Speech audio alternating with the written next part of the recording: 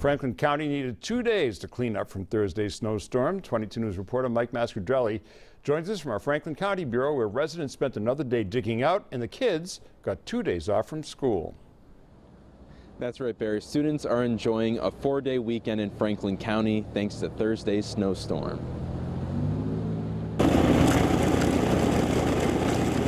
Snow blowing, shoveling, and plowing. This is what had to be done in Franklin County Friday, the day after being hit by a day-long storm that dumped nearly a foot of snow on parts of Franklin County. We're still digging out from here. I gotta go from here. I went from East Holly.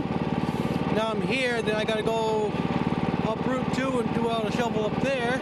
So I'm pretty much all over the place. Franklin County residents spent last night and Friday shoveling and snow blowing their way out of Thursday's snowstorm. All the snow forced all school districts in Franklin County to close for the second day in a row, including the Four Rivers Charter School.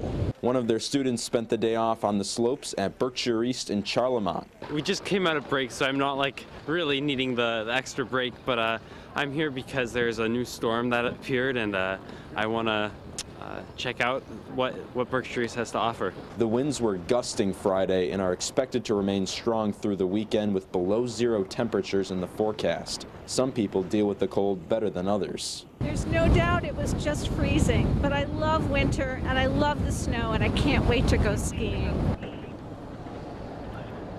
The storm dumped 10 inches of snow on Hawley, Shelburne, and Sunderland. Reporting from the Franklin County Bureau in Greenfield, Mike Mascadrelli, 22 News.